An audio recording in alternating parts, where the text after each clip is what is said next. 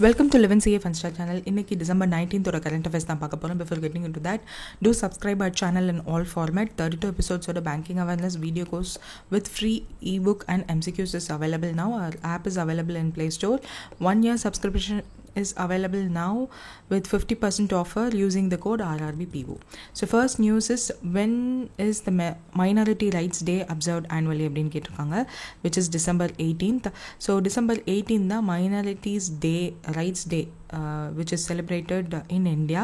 So United Nations வந்து Rights of Minorities ன்னு சொல்லி 1992ல கொண்டு வந்தாங்க. ஸோ இதன் மூலியமாக ஃப்ரீடம், ஈக்குவாலிட்டி ஃபார் மைனாரிட்டிஸ், அவங்களோட எத்தனிக் லிங்குவிஸ்டிக், அவங்களோட லாங்குவேஜ், ரிலீஜன் எல்லாத்தையும் ஃபாலோ பண்ணுறதுக்கும் அதை இன்க்ளூட் பண்ணுறதுக்கும் ஈக்குவாலிட்டியாக நம்ம எல்லோரும் பார்க்குறதுக்கும் ஒரு ரைட்ஸ் இருக்குதுன்னு அவேர்னஸ் ப்ரமோட் பண்ணுறதுக்காக தான் இந்த ஒரு day. So minorities rights and foster social ஹார்மனிக்காக தான் இந்த வருஷம். This is also aligns with our கவர்மெண்டோட விஷன், Sabka Saath, Sabka Vikas, Sabka Vishwas, together grow for all, trust for all அப்படின்னு சொல்லிட்டு. ஸோ இந்த ஸ்டேட்மெண்ட்டை நிறைய இடத்துல பார்த்துருப்பீங்க. ஸோ இதன் மூலயமா சீஃப் கெஸ்ட் ஈவெண்ட் எல்லாம் வந்து பண்ணியிருப்பாங்க. அனௌன்ஸ்மெண்ட் லைக் சீக்கிசம்மை வந்து ஒரு புக்கு ரிலீஸ் பண்ணியிருப்பாங்க, புக் ஆஃப்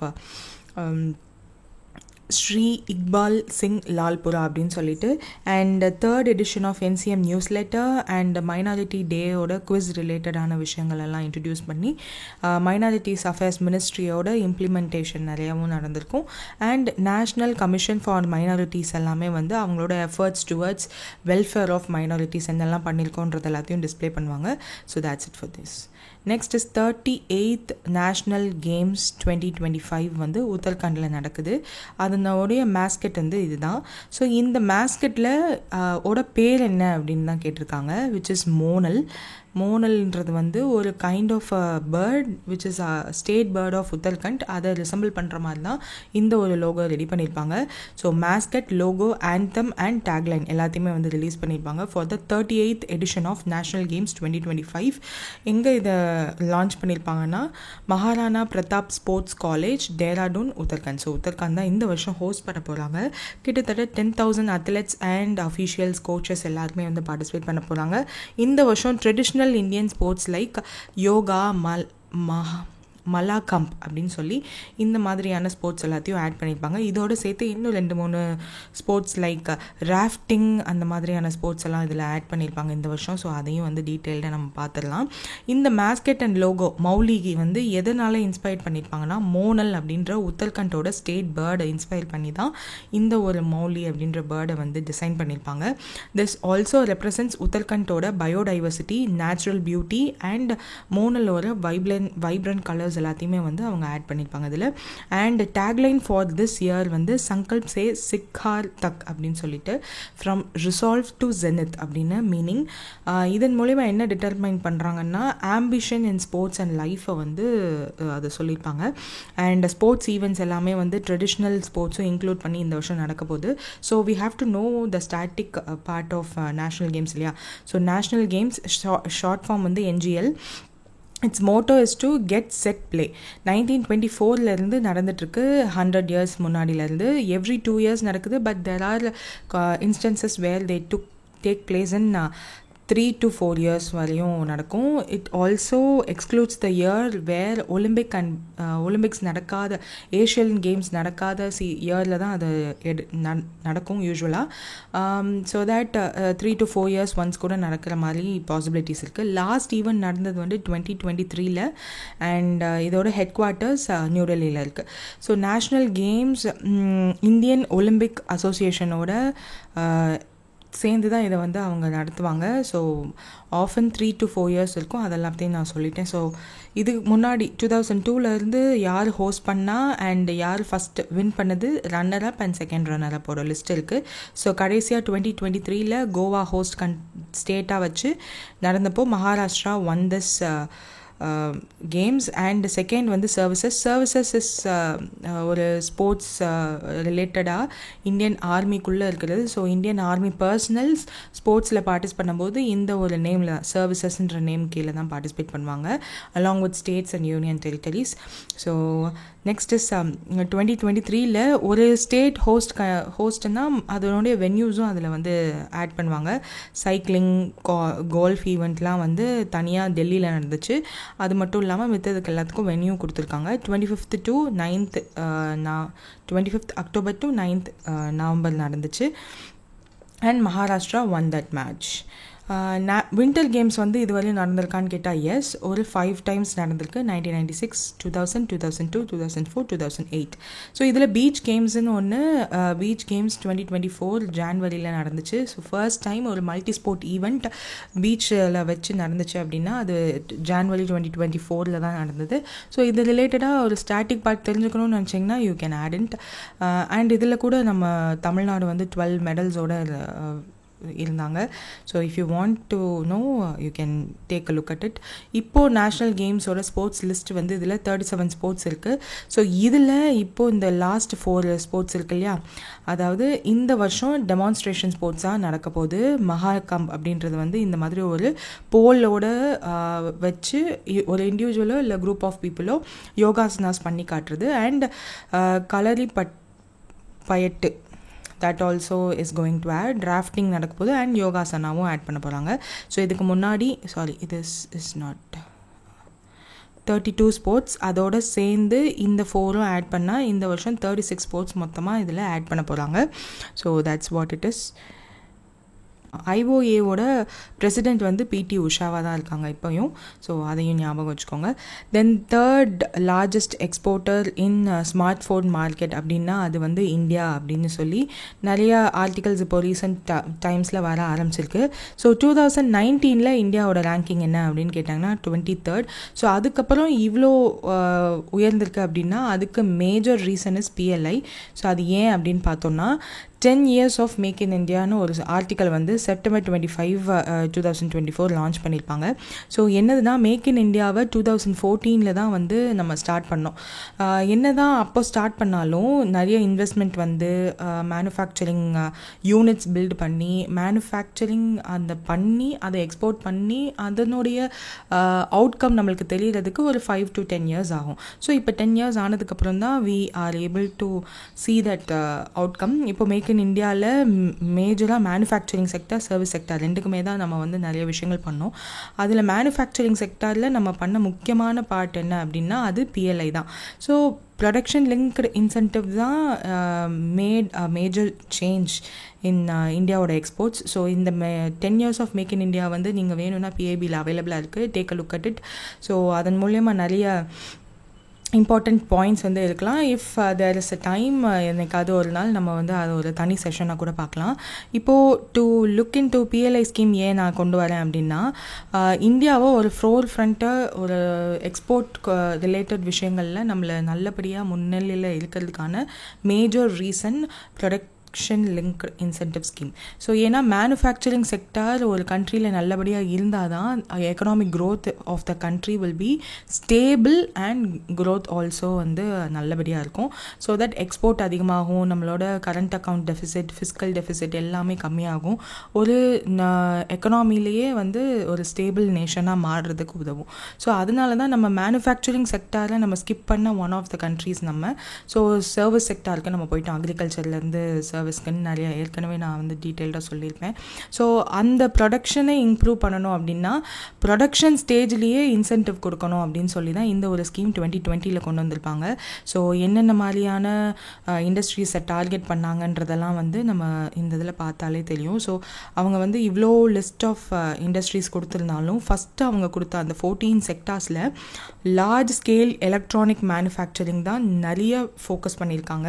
அது ஏன்னா அவங்க வந்து எவ்வளோ அவங்களோட பட்ஜெட்டட் அமௌண்ட் இந்த ஸ்கீமுக்குன்னு ஒதுக்குன அமௌண்ட்டில் மேக்ஸிமம் அமௌண்ட் வந்து LSEMனு சொல்லக்கூடிய லார்ஜ் ஸ்கேல் எலக்ட்ரானிக் மேனுஃபேக்சரிங்க்கு தான் போயிருக்கு. நீங்களே இந்த கிராஃப் பார்த்தாலே தெரியும்.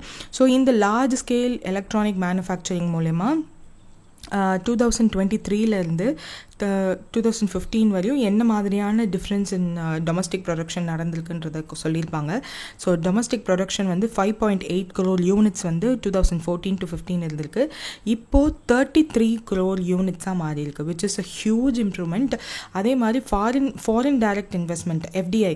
ஸோ FPI முக்கியமாக FDI முக்கியமான நம்ம ஏற்கனவே one of the current affairs செஷனில் பார்த்துருப்போம். ஸோ FDI தான் ஒரு கண்ட்ரியோட எக்கனாமிக்கு ஸ்டேபிளாக லாங் டேர்முக்கு உதவும் அப்படின்றத பார்த்துருப்போம். ஸோ அந்த மாதிரி இந்த LSEA மூலமா ஃபாரின் டைரக்ட் இன்வெஸ்ட்மெண்ட்டும் வந்து 254% இன்க்ரீஸ் ஆயிருக்கு, விச் இஸ் ஹியூஜ். ஸோ இதன் மூலயமா நம்மளோட எக்ஸ்போர்ட்ஸும் வந்து 5 crore யூனிட்ஸ் வந்து இன்க்ரீஸ் ஆயிருக்கு. ஸோ இந்த எலக்ட்ரானிக் மேனுஃபேக்சரிங்கில் smart phones plays a vital role. So என்ன தான் நம்ம வந்து மற்ற products like pharmaceuticals, medical devices, bulk drugs, automotive இண்டஸ்ட்ரிலாம் இருந்தாலும் ஃபார்மசூட்டிக்கல்ஸில் என்ன தான் நம்ம ஜெனரிக் ட்ரக்ஸ் தான் மோஸ்ட்லி மேனுஃபேக்சர் பண்ணுறோம். ஒரிஜினல் ட்ரக்ஸ், பேட்டன்டட் ட்ரக்ஸ் நம்ம வந்து இந்தியாவில் கம்மி தான். ஸோ அப்படி கம்பேர் பண்ணும்போது எலக்ட்ரானிக் ப்ராடக்ட்ஸ் தான் ஆஃப்டர் சைனா +1 நம்ம ஒரு கண்ட்ரியாக இருக்கணும்னு சொல்லி நிறைய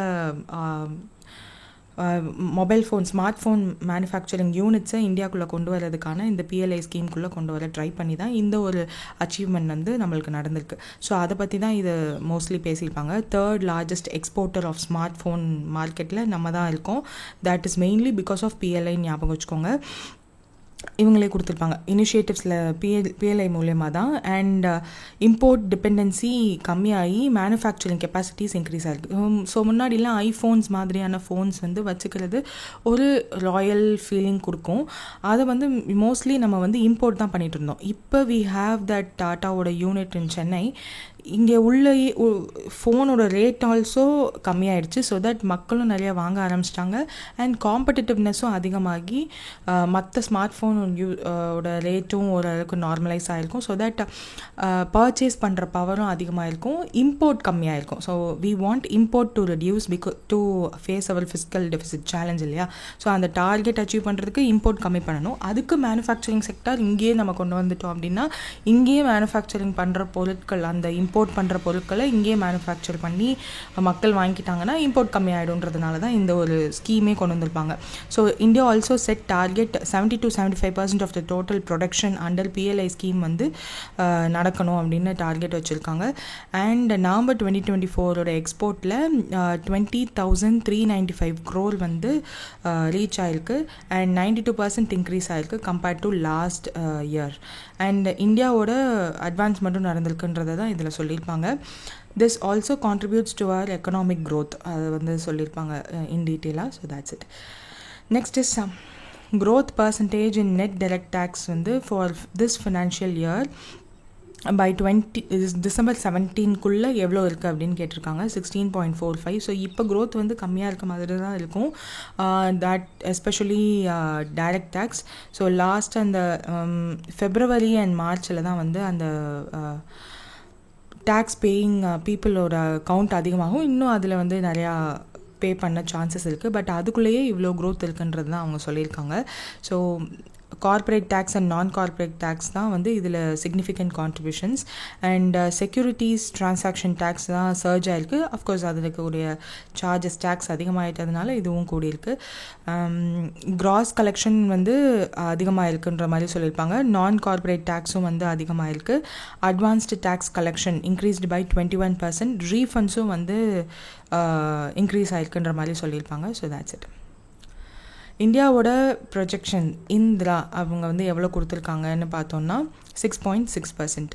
ஸோ மோஸ்ட்லி இந்த ரேஞ்சில் தான் எல்லாருமே கொடுக்க ஆரம்பிச்சிருக்காங்க. So for financial year 26 economic Outlook modest growth AMET tightening அப்படின்னு சொல்லி ஒரு டைட்டில் தான் ரிலீஸ் பண்ணியிருக்காங்க. 7.2 அப்படின்னு இருந்திருந்ததை நெக்ஸ்ட் ஃபினான்ஷியல் இயருக்கு 7.2ன்னு கொடுத்துருக்காங்க. For this financial year 6.7 and 6.9 consumption growth இருக்கும். ஃபிஸ்கல் டார்கெட்டை வந்து நம்ம 4.5 தான் நம்மளே வச்சுருக்கோம். ஸோ அதே தான் அவங்களும் வந்து எக்ஸ்பிளைன் பண்ணியிருக்காங்க. Inflation is also projected 4.3. Financial year 26 இவ்வளோ, ஃபார் ஃபினான்ஷியல் இயர் 25 4.9 தான் இருக்கும். அண்ட் கிராஜுவலி ஆர்பிஐயோட ரெப்போ ரேட்ஸ் வந்து கட் பண்ண சான்சஸ் இருக்குன்னு எல்லாரும் ப்ரெடிக்ட் பண்ணுற மாதிரி தான் இவங்களும் சொல்லியிருக்காங்க. அக்ரிகல்ச்சரல் க்ரோத் வந்து 3.8% இருக்கும் அப்படின்ற மாதிரி சொல்லியிருக்காங்க. So that's it. So new managing director for state board of India யார் அப்படின்னு பார்த்தோன்னா, ஸோ இப்போது புதுசாக Chella Srivatsalu Reddy he became the chairman of SBI. So இவர் வந்து முன்னாடி மேனேஜிங் டைரக்டராக இருந்தவர் தான். ஸோ அவரோட பொசிஷன் வந்து வேக்கண்ட்டாக இருக்கா, அந்த பிளேஸில் ஒருத்தர் அப்பாயிண்ட் பண்ணணும்ல, அதான் பண்ணியிருக்காங்க, ராமமோகன ராவ் அமரா. ஸோ இவர் வெளியிலேருந்தோ அப்படிலாம் இல்லை, இவர் வந்து one of the directors of SBI. So there is the thing like ஒரு இன்ஸ்டியூஷன் இருக்கணும் அப்படின்னா அதில் சேர்மன் யார், சிஇஓ யார், எம்டி யார், டைரக்டர்ஸ் யார் அப்படின்னு சொல்லியிருக்கணும். அண்ட் அவங்களோட கவுண்ட்ஸ் எத்தனை இருக்கணும்னு இருக்குது. ஸோ சேர்மன் தான் எஸ்பிஐயோட சிஇஓ, எக்ஸ் அஃபிஷியோ ஆயிடுவாங்க. ஸோ அது வந்து ஒரே ஆள் தான், செல்லா ஸ்ரீவத்சலு ரெட்டி. மேனேஜிங் டைரக்டர்ஸ் வந்து 4 மேனேஜிங் டைரக்டர்ஸும் டைரக்டர்ஸ் 8 டைரக்டர்ஸ் இருக்கணுன்றது ஒரு kind of a rule in SBI, அவங்களோட கைட்லைன்ஸில் இருக்க போல். ஸோ ஒரு மேனேஜிங் டைரக்டர் கம்மியாக இருந்ததுனால டைரக்டர்லேருந்து ஒரு மேனேஜிங் டைரக்டரை அப்பாயிண்ட் பண்ணிட்டாங்க.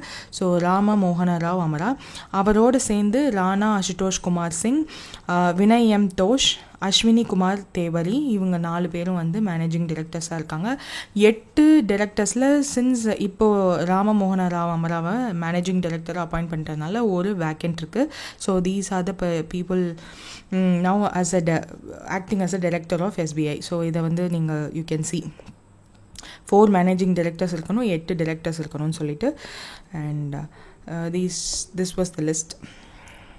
ஸோ இவரை பற்றின அப்பாயின்மெண்ட்ஸை வந்து எத்தனை வருஷம் அப்படின்னு கேட்டிருக்காங்க. 3 years. This is also appointed by cabinet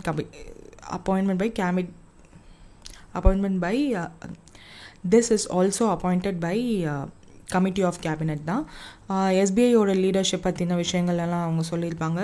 and அதனுடைய பர்டிகுலராக ராமமோகன ராவ் அமராவோட எந்த மாதிரியான அச்சீவ்மெண்ட்ஸ்லாம் பண்ணியிருக்காருன்னு சொல்லியிருப்பாங்க. 1991 he joined SBI as PO and served as a deputy managing director and chief risk officer at SBI. Also he worked in abroad branches of SBI like Chicago and California மாதிரியான SBI-யோட abroad branchesலையும் work பண்ணியிருக்காரு. Of course நம்ம finance service institute bureau தான் வந்து யூஸ்வலாக இந்த மாதிரியான அப்பாயின்மெண்ட்ஸ்லாம் வந்து recommend பண்ணுவாங்க. ஸோ அவங்க தான் இதுங்களையும் பண்ணியிருக்காங்க. ஸோ இந்த பீப்புள் தான் ஆல்சோ ரெக்கமெண்ட் த சேர்மன் இந்த மாதிரியெல்லாம். So that's it. Next is what is the rare title Indian எஜுகேஷனிஸ்ட்னு சொல்லக்கூடிய அருண் கபூர் அவருக்கு வந்து ஒரு ரேரஸ்ட் டைட்டில் பூட்டான் கிங் வந்து கொடுத்துருக்காரு. ஸோ இந்த அவார்டு வந்து யூஸ்வலாக பூட்டானில் வாழ்கிற மக்கள், பூட்டானிஸ் சிட்டிசன்ஷிப்பில் உள்ள மக்களுக்கு தான் கொடுப்பாங்க. ஸோ அப்பார்ட் ஃப்ரம் தட் ஒருத்தர் கொடுத்துருக்காங்கன்னா தட் இஸ் ஹிம். அது என்ன அவார்டுன்னு கேட்டிருக்காங்க. டாஷோ அப்படின்ற அவார்டு தான். ஸோ இந்த டாஷோவோட ரெட் ஸ்கார்ஃபும் பூட்டானோட ஒன் ஆஃப் த ஸ்வாடும் வந்து கொடுத்துருக்காங்க. ஸோ அருண் கபூர்ன்றவர் வந்து one of the educator, private and public education ஸ்பியர்ஸில் ஒர்க் பண்ணுறவர். டூன் ஸ்கூல் அப்படின்னு சொல்லி ஒரு ஸ்கூல் தட் இஸ் இன் பூட்டான்னு நினைக்கிறேன். ஸோ அது மட்டும் இல்லாமல் royal academy in Bhutan, sorry அது வேறு ஸ்கூல் இது வேறு ஸ்கூல். ஸோ அந்த ஸ்கூல் மூலயமா பூட்டானில் உள்ள சில்ட்ரனுக்கு எஜுகேஷனை ஒரு நல்லபடியாக எஸ்டாப்ளிஷ் பண்ணியிருப்பார். ஸோ அதனால தான் இந்த அவார்ட் கொடுத்ததா அவங்களும் சொல்லியிருப்பாங்க. For his contribution to education in India and Bhutan. இவரோட efforts in establishing the royal academy and பூட்டானோட வேல்யூ செலக்ட் சிஸ்டமை வந்து நல்லபடியாக டெவலப் பண்ணதுக்காகவும் இந்த அவார்ட் கொடுத்ததா சொல்லியிருப்பாங்க. டேஷோன்ற டைட்டில், ரெட் ஸ்கார்ஃப் அது வந்து பூரா மார்ப் அப்படின்னு சொல்லுவாங்க, பட்டங் அப்படின்ற ஒரு செரிமோனியல் ஸ்வாட், இது 3 கொடுத்துருப்பாங்க. 2019 அருண் கபூருக்கு வந்து தர்க் தக்ஷே அப்படின்ற ஒரு award which is because of his work in education in பூட்டான்னால கொடுத்துருப்பாங்க. And he also served as the head of Vasant valley school Delhi for 29 years until 2020. அதுக்கப்புறம் he set up a school in India, பூட்டானில் மட்டும் இல்லாமல் ஓமன்லையும் செட் பண்ணியிருப்பார். அண்ட் திஸ் அவார்டு வந்து எப்போ கொடுத்துருப்பாங்க அப்படின்னா 117th பூட்டானீஸோட நேஷ்னல் டே செலிப்ரேஷன் திம்ஃபூ அப்படின்னு ஒரு அதில் உள்ள ஒரு ஸ்டேடியமில் தான் இந்த ஒரு டைட்டில் கன்ஃபர்ட் பண்ணியிருப்பாங்க. ஸோ இந்த டங் டர்க்கின்றது வந்து 2019 இவரோட ஒர்க்குக்காக தான் கொடுத்துருப்பாங்க. இந்த ராயல் அகாடமி ஸ்கூலை பூட்டானில் டெவலப் பண்ணதுக்காக தான் கொடுத்துருப்பாங்க. அண்ட் டேஷ்ன்ற டைட்டில் பற்றி யூஸ்வலாக இந்த பூட்டானீஸ் ஹை ரேங்க் அஃபீஷியல்ஸ்க்கு தான் கொடுப்பாங்க. ஸோ இது அப்பார்ட் ஃப்ரம் தேட் ஒரு பர்சனுக்கு this is the first time they are giving. Druk Thuksey அப்படின்னா son of the heart of பூட்டான்னு அர்த்தமா. ஸோ அந்த அவார்டும் வந்து 2019 கொடுத்ததை நம்ம பார்த்தோம் இல்லையா. ஸோ அண்ட் பூட்டான் பேரோக்லேட் அப்படின்றதுக்கும் அதனால தான் இவர் வந்து கொடுத்துருக்காங்க. So that's it.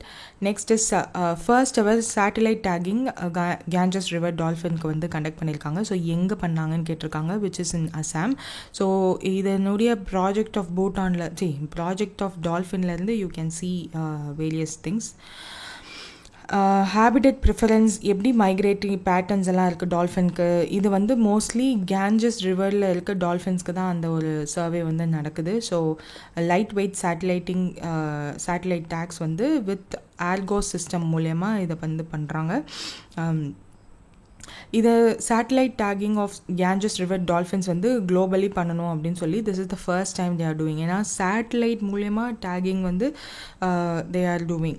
யூஸ்வலாக இது வந்து dolphins though you can find them as a human ஃப்ரெண்ட்லினாலும் இந்த கேஞ்சஸில் இருக்க டால்ஃபின்ஸ் வந்து நாட் தேட் ஹியூமன் ஃப்ரெண்ட்லி. போட்ஸே இருந்தாலும் they are shy to interact with ஹியூமன்றதுனால தான் சேட்டலைட் டேகிங் பண்ணலான்ற மாதிரியான ஒரு ஐடியாவில் வந்தாங்க. ஏன்னா because they want to conserve these dolphins endangered லிஸ்ட்டில் இருக்கா IUCN ஸ்டேட்டஸில், அதனால தான் இந்த டேகிங் பண்ணுறாங்க.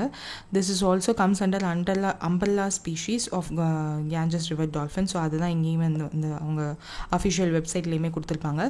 Ganges, Brahmaputra, Meghna and second river system, which இந்த ரிவர் சிஸ்டம்லாம் வந்து பங்களாதேஷ் அண்ட் இந்தியாவுக்கு நடுவில் இருக்குது. ஸோ இந்த இடத்துல தான் வந்து இந்த கேஞ்சடிக் டால்ஃபின்ஸ் வந்து ஹையாக இருக்கும் நிறையா இடங்களில். அண்ட் வைல்ட் லைஃப் ஃபவுண்டேஷன் வந்து என்ன சொல்லியிருப்பாங்கன்னா இதனுடைய டிஸ்ட்ரிபியூஷன் ரேஞ்ச் வந்து 3500 to 5000 இண்டிவிஜுவல்ஸ் தான் அலைவாக இருக்குது இப்போது, விச் இஸ் எக்ஸ்டென்ட் ஸ்டேட்டில் இருக்குது அப்படின்ற மாதிரி சொல்லியிருப்பாங்க. இண்டஸ் அண்ட் கேஞ்சஸ் டால்ஃபின்ஸ் வந்து endangered list of IUCN red லிஸ்ட்டில் இருக்குது 1990s. ஸோ இதை கன்சர்வ் பண்ணணுன்றது one of the very important thing.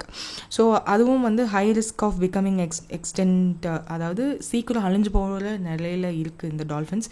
அதனால தான் இந்த ஸ்டெப்ஸ் எல்லாம் அவங்க எடுக்கிறாங்க. டிக்ளைனிங் பாப்புலேஷனுக்கு அவங்க சொல்கிற 4 இம்பார்ட்டன்ட் ரீசன் என்னென்னா construction of dams and barriers in rivers, river line pollution, poaching நடக்குது இந்த டால்ஃபின்ஸை, அண்ட் ஹேபிடேட் ஸ்ட்ரிங்கிங்கும் நடக்குது.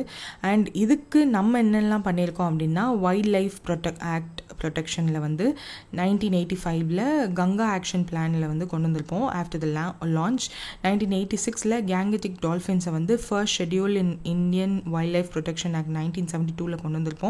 இதன் மூலயமா ஹண்டிங் இந்த மாதிரி எல்லாம் ப்ராஹிபிட் பண்ணியிருப்போம் சர்டன் விஷயங்களில். ஸோ அந்த ஆக்ட் கீழே கொண்டு வந்துட்டாலே they are restricted to do certain things. ஹியூமனோட இன்ட்ராக்ஷனே வந்து கம்மியாயிடும். அண்ட் கன்சர்வேஷன் பிளானும் ஒன்று வந்து கொண்டு வராங்க. the conservation action plan for the Ganges river dolphins 2010 to 2020. இதன் மூலமா என்னென்னலாம் த்ரெட்ஸ் இந்த கேங்கடிக் டால்ஃபின்ஸ் இருக்குது, என்னெல்லாம் இம்பேக்ட் பண்ணுதுன்னு சொல்லி கண்டுபிடிச்சு அதை கம்மி பண்ணணும். நேஷ்னல் அக்வாட்டிக் அனிமல் அப்படின்னு சொல்லிட்டு 2009 த தென் பிரைம் மினிஸ்டர் மன்மோகன் சிங் வந்து டிக்ளேர் பண்ணுறாரு தட் கேங்கடிக் ரிவர் டால்ஃபின் எல்லாமே வந்து national aquatic animal of India. And அதன் மூலயமா நம்ம அதை கன்சர்வ் பண்ணணும். எந்த ஒரு attempts to destroy these species வந்து நடக்கக்கூடாதுன்றது மாதிரி கொண்டு வந்திருக்காங்க. And project dolphin, so this is an important thing. Project dolphin வந்து ப்ராஜெக்ட் டைகரோட சேர்த்து 2020 prime minister Narendra Modi launch பண்ணது. இதன் மூலயமா நம்ம systemic status of monitoring these dolphins வந்து பண்ண போகிறோம். என்னென்னலாம் த்ரெட்ஸ் இருக்குன்னு அதெல்லாம் பொட்டென்ஷியல் த்ரெட்ஸ் எல்லாம் ஃபைண்ட் அவுட் பண்ணி அதுலேருந்து கன்சர்வ் பண்ண போகிறோம். அதுக்கான ஆக்ஷன் பிளானும் வந்து கொண்டு வந்திருக்கோம். இந்த டேக்ஸ் எல்லாம் வந்து light weighted tags signals emit பண்ணும். That will be picked up by satellites. இதை வந்து விரேந்திர ஆர் திவாரி அப்படின்னு வைல்ட் லைஃப் இன்ஸ்டிடியூட் ஆஃப் இந்தியாவோட டைரக்டர் வந்து சொல்லியிருப்பார். அண்ட் ப்ராஜெக்ட் டால்ஃபினோட கேங்கட்டிக் ரிவர் டால்ஃபின்ஸை வந்து அம்பர்லா ஸ்பீஷீஸில் கொண்டு வந்து வெல்பீயிங் ஆஃப் தீஸ் டால்ஃபின்ஸ் வந்து நம்ம பண்ணிகிட்ருக்கோம் அப்படின்ற மாதிரியும் சொல்லியிருப்பாங்க. So that's it for this. Next is Indian army வந்து ஏஐ இன்குபேஷன் சென்டர் வந்து எங்கே க்ரியேட் பண்ணாங்க அப்படின்னு கேட்டிருக்காங்க, which is in Bangalore. So பெங்களூரில் இந்த AI incubation centre Indian army வந்து இனாகுரேட் பண்ணியிருப்பாங்க. ஏஐ சொல்யூஷன் ஃபார் டிஃபென்ஸ்க்கு வந்து ப்ரிடக்டிவ் மெயின்டெனன்ஸ், அட்வான்ஸ்டு சர்வேலன்ஸ்க்கு, டெசிஷன் சப்போர்ட் சிஸ்டம்க்கு இதுக்கெல்லாம் யூஸ் பண்ண போகிறாங்க. அதுவே ஃபுல் ஒர்க்கும் பண்ண போகிறது அசிஸ்டன்ஸ் தான் நம்மளுக்கு பண்ண போகுது. ஆர்மிஸோட ஆப்ரேஷனல் கேப்பபிலிட்டிஸை, டெசிஷன் மேக்கிங் எல்லாத்தையுமே வந்து ஏஐ டெக்னாலஜி அசிஸ்ட் பண்ண போகிறதா சொல்லியிருக்காங்க. This also aligns with the Atma Nirbhar Bharat initiative. So நம்மளே வந்து என்ன ஒரு டெசிஷனும் எடுக்கணுன்றதுக்காக தான் இதை வந்து பண்ணதாக சொல்லியிருப்பாங்க. This also collaborates with Indian army, also collaborates with Bharat electronics limited.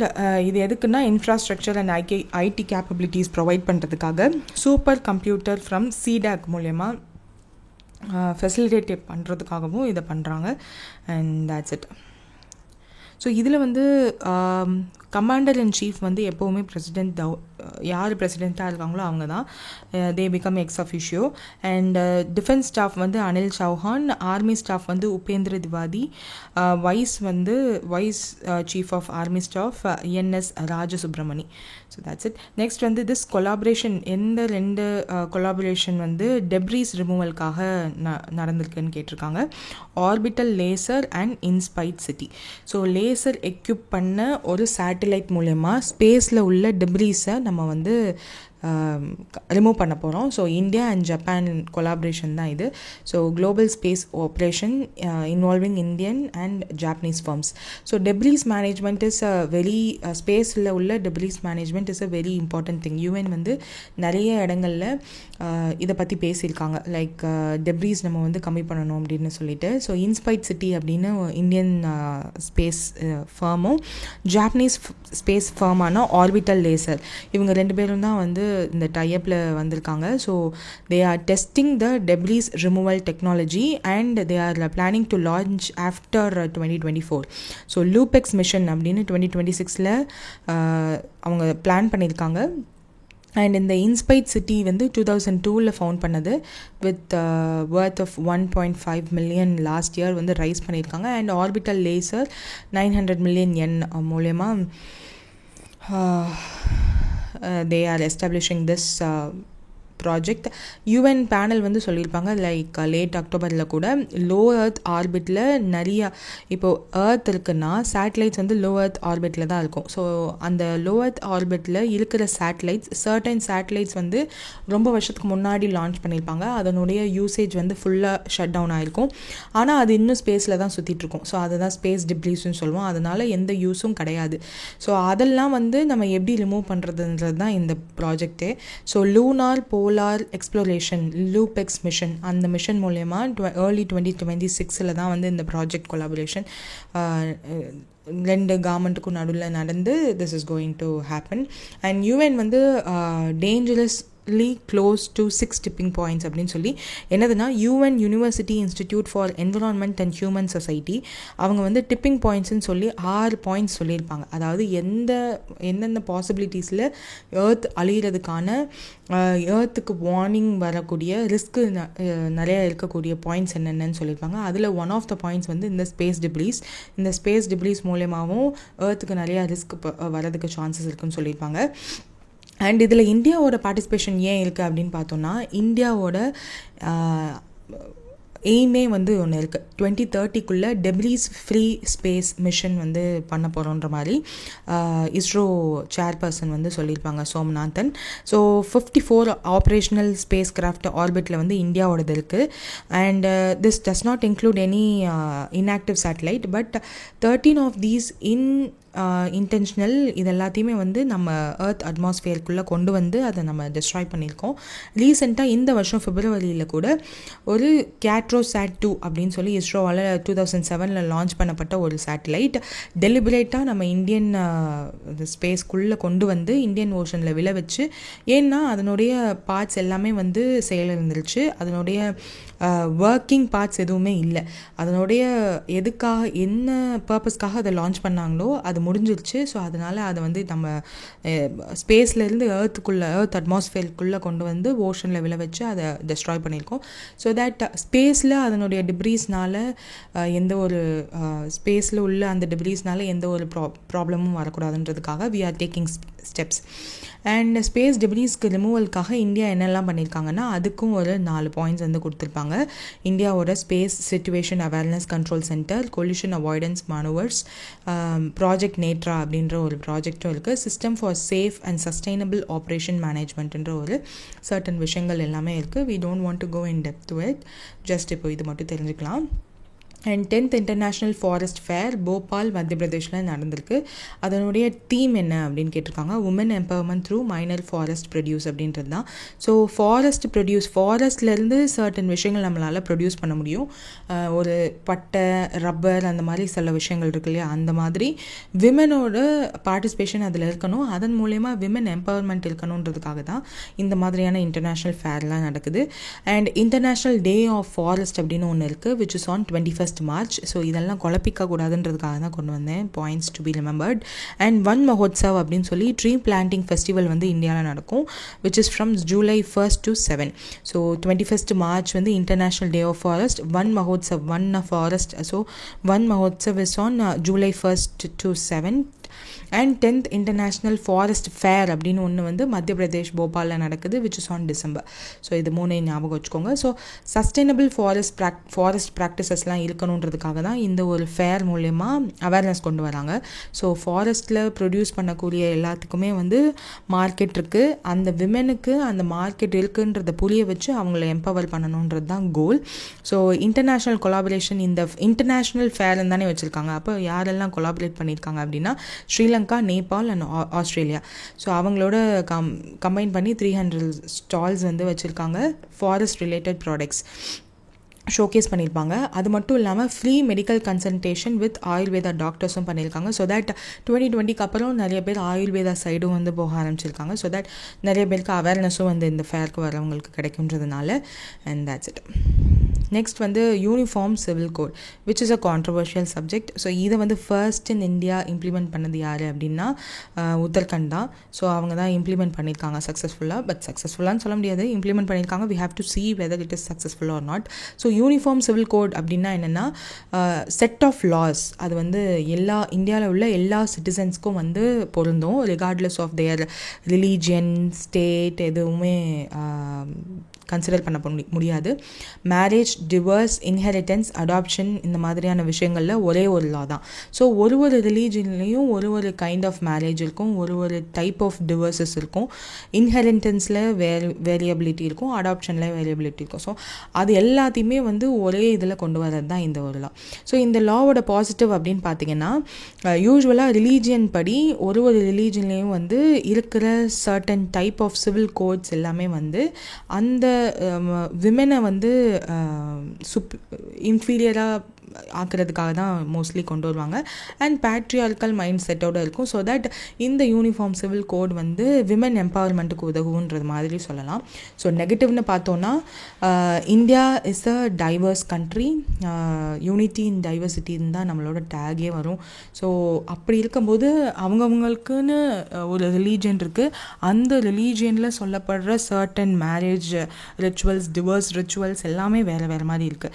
அது எல்லாத்தையும் பாதிக்கிற மாதிரி இந்த ஒரு நம்மளோட கோரான டிஃப்ரென்சஸையே அபாலிஷ் பண்ணுற மாதிரி இது இருக்குது அப்படின்னு சொல்லிட்டு 2 டைப் ஆஃப் ஆர்குமெண்ட்ஸும் இருக்குது. பட் அதனால தான் இத்தனை வருஷமும் ஆல் ஓவர் இந்தியா கொண்டு வரதுக்கு no one can do that. But நம்மளோட ஆர்டிகல் 44 ஆஃப் இந்தியன் கான்ஸ்டிடியூஷன்லேயே வந்து யூனிஃபார்ம் சிவில் கோடை பற்றி சொல்லியிருப்பாங்க. தட் இஸ் ஸ்டேட்டோட ரைட்ஸ் கீழே தான் அது வந்து வரும். State should work to establish uniform civil code for all citizens அப்படின்னு இருக்குது. But we can do that. 1954 நிறைய பேர் இதை பற்றி பேசிட்டு தான் இருக்காங்க. Even the then president doctor Abdul Kalam கூட யூசிசியை சப்போர்ட் பண்ணியிருப்பார் 2003. 2015 கோர்ட்டும் வந்து சுப்ரீம் கோர்ட்டும் வந்து த நீட் ஃபார் யூசிசியை பற்றி சொல்லியிருப்பாங்க. But yeah, that is a controversial subject. We can go. எல்லாருக்குமே அதை பற்றின டிஃப்ரெண்ட் டைப் ஆஃப் தாட்ஸ் இருக்கும். பாசிட்டிவ்ஸும் இருக்குது, நெகட்டிவ்ஸும் இருக்குது.